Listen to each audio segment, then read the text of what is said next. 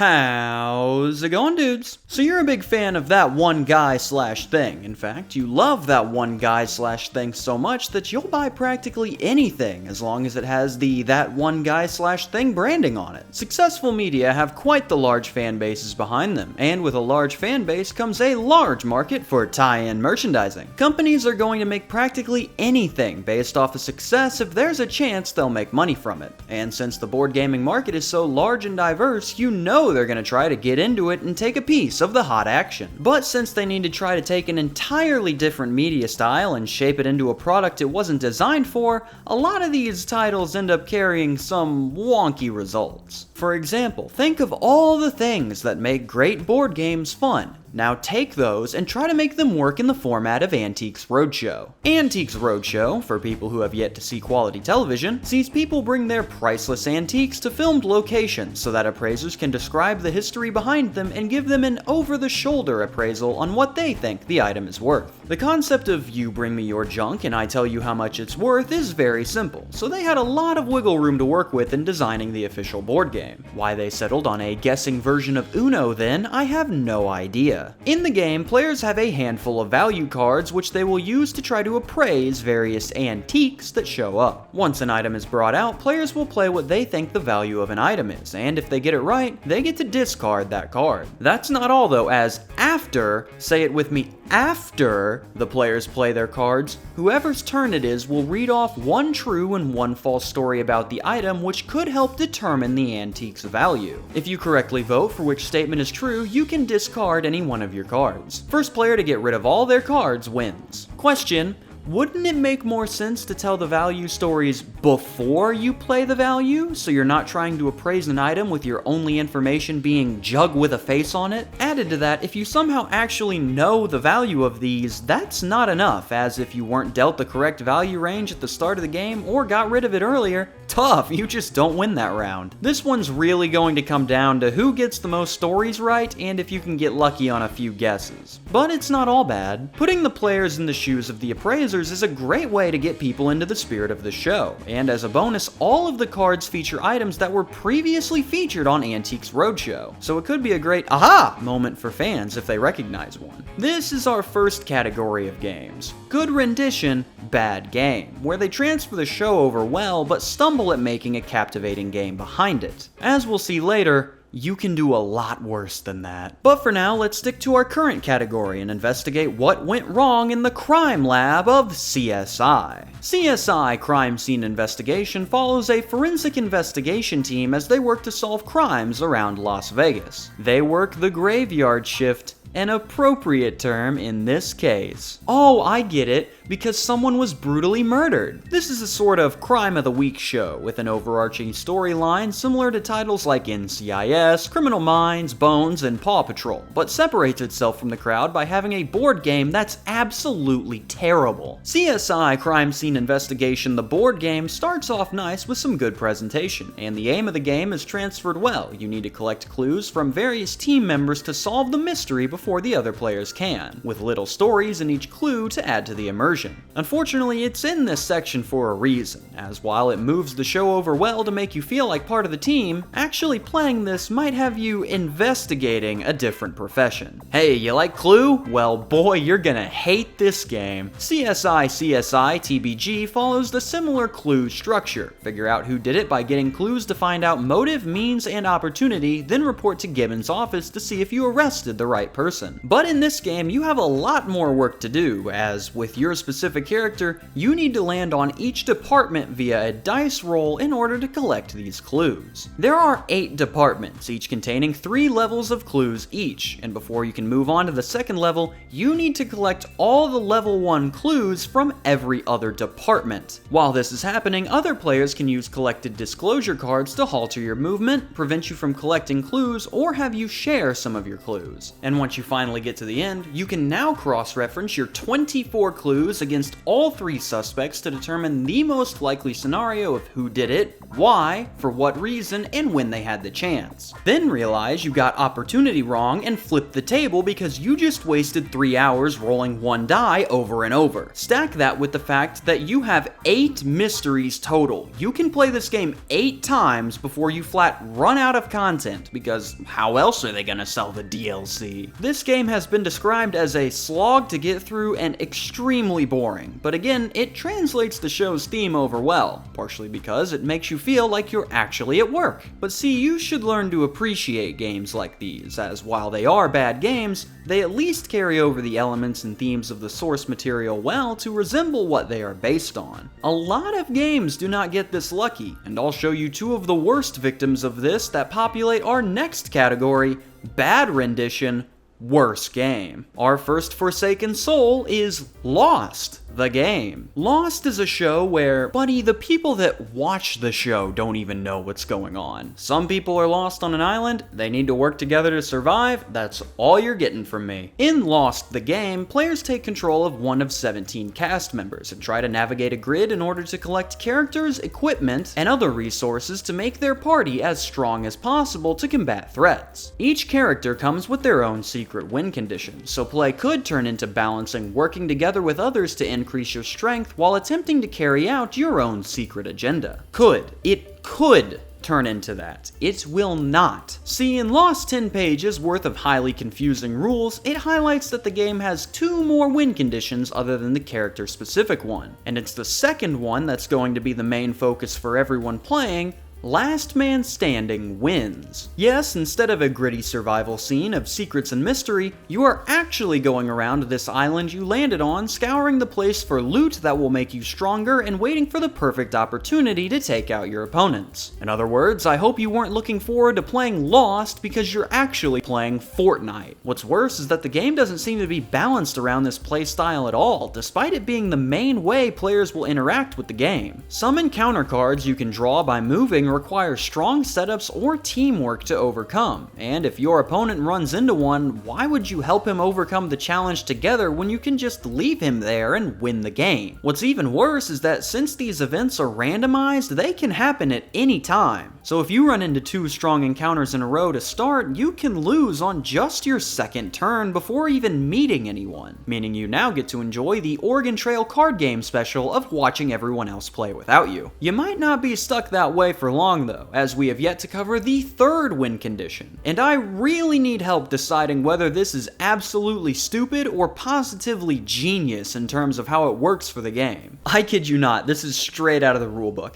At any point in the game, all remaining players can decide to end the game immediately and share the win amongst themselves. What? Well, Jeffrey got insta-killed by a smoke monster half an hour ago, Jordan's on his last turn of being stuck in a bear trap before he also dies, and I can't stand another 2 minutes of this trash heap, so halvesies? Absolutely. Are you so non-confident in the quality of your game that you morally cannot publish it without giving your players an out? And yes, I know other games like Diplomacy have similar rules, but that is a military management strategy game. This is just a battle royale with lost characters. If the players want to stop playing, they'll come up with this on their own. You don't need to give them permission like, yeah, we hate this game too, so just for you, we'll let you stop playing anytime you like. I can't imagine being an actual fan of the show and seeing this. It butchers the show's themes, it butchers the secret motives elements, it butchers proper game balance, it butchers being confident enough to have a win condition, and it is still somehow only the 2nd worst game in this category. See, shows are not the only version of media that can get a tie-in. As long as it's popular, it's up for grabs. But one source you'll see brought over much less than the others is the book series. Sure, successful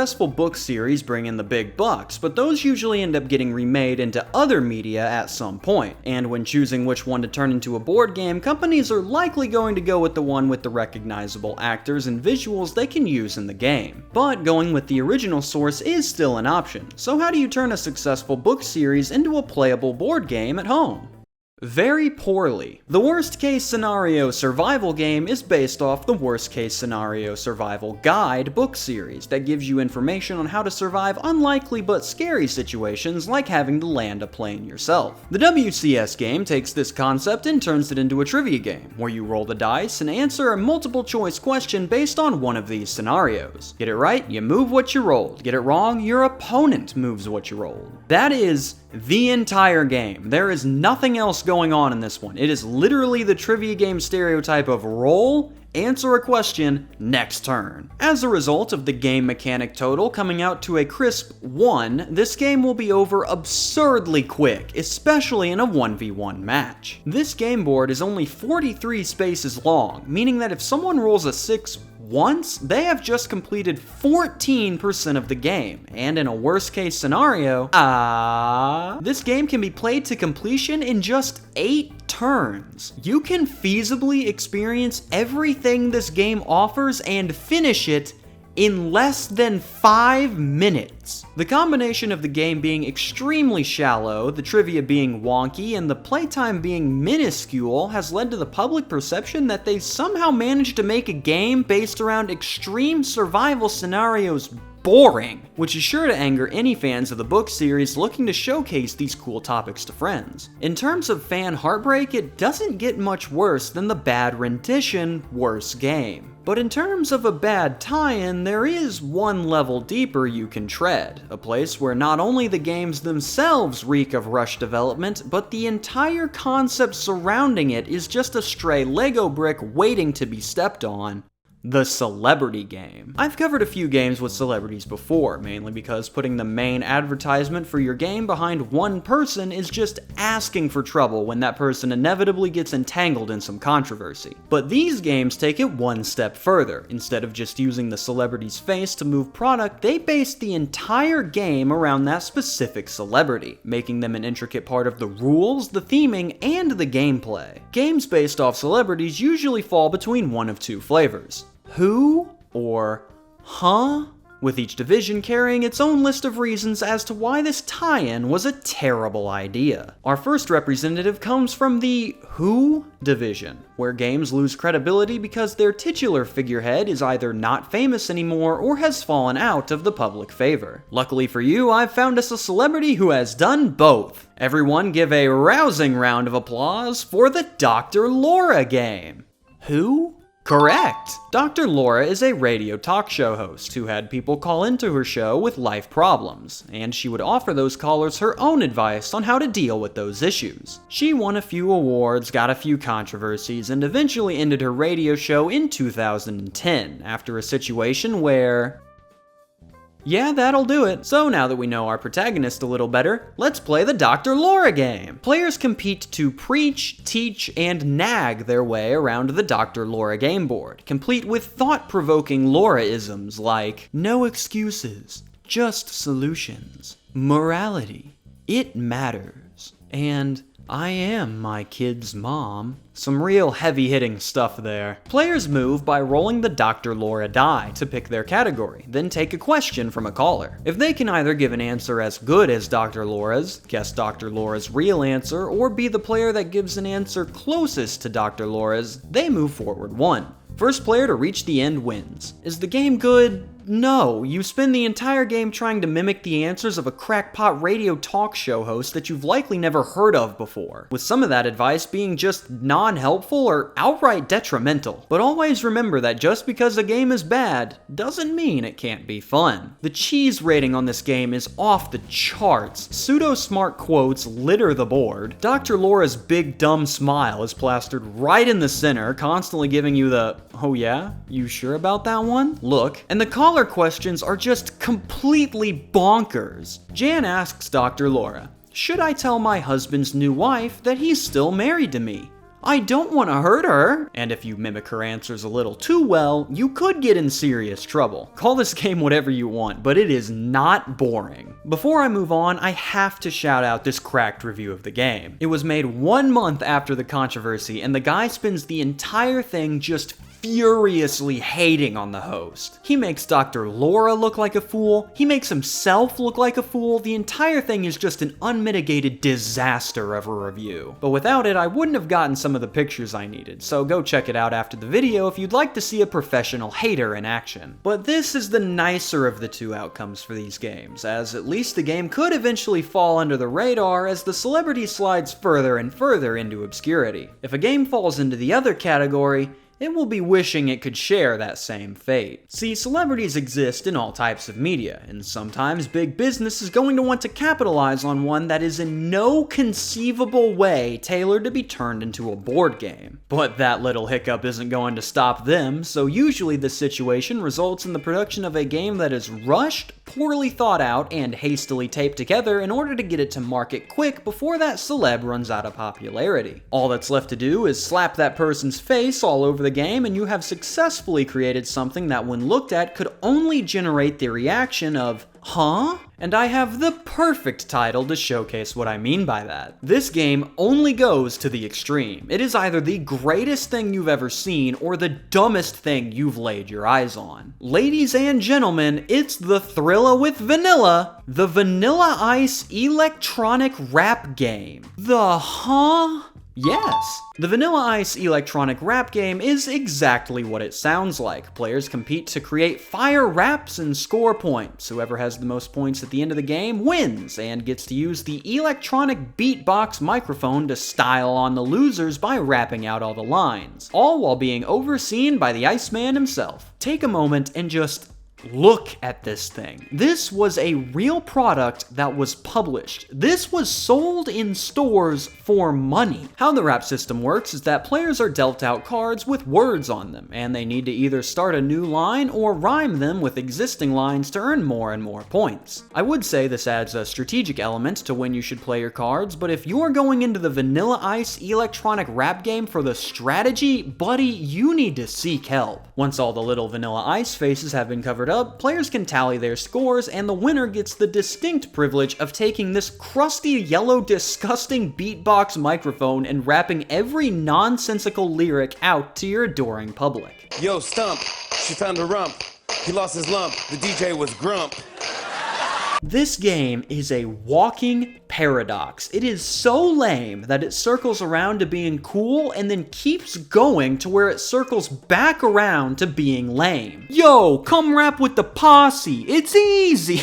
Look at this guy. These two are the same picture. This one is just zoomed in. Oh, he's cool as ice. What do you want me to talk about here? Game balance? Optimal play styles? Brother, it's the Vanilla Ice electronic rap game. This may well be the greatest game ever created. It also finished top 16 in the worst board game of all time tournament. And I think both of those statements are equally merited. This game is flat out awful. At the same time, there is no reason you shouldn't have an extremely good time screwing around with it. From a quality perspective, this is one of the worst board game tie-ins, but when looking at just how much you can enjoy it, it might well be one of the best. But I've made my points, so I'll leave it up for you to decide. What is a worse tie-in? A game that butchers the source material? A game based around a controversial figure? Or a game that's just completely incomprehensible? Argue about your decision with strangers below. But hold on, haven't I left out a notable celebrity game? One that quite a few people were probably expecting to be covered here? You've got a good eye. Originally, he was supposed to be in this video. But while writing the script, I realized that between the background, the outrage, the split perception, and the game itself, there is just way too much to cover for a small segment here. People have been clamoring to see him ever since the tournament, so I figured that in order to give him the attention he deserves, the Don needs his own video. Signing off for High Expectations, I am Cam Sandwich. Thank you for watching and have a fantastic day. A special thank you to my suppliers, staff, and chefs over at the deli. If you'd like to join the crew, you can take a look using the link in the description below.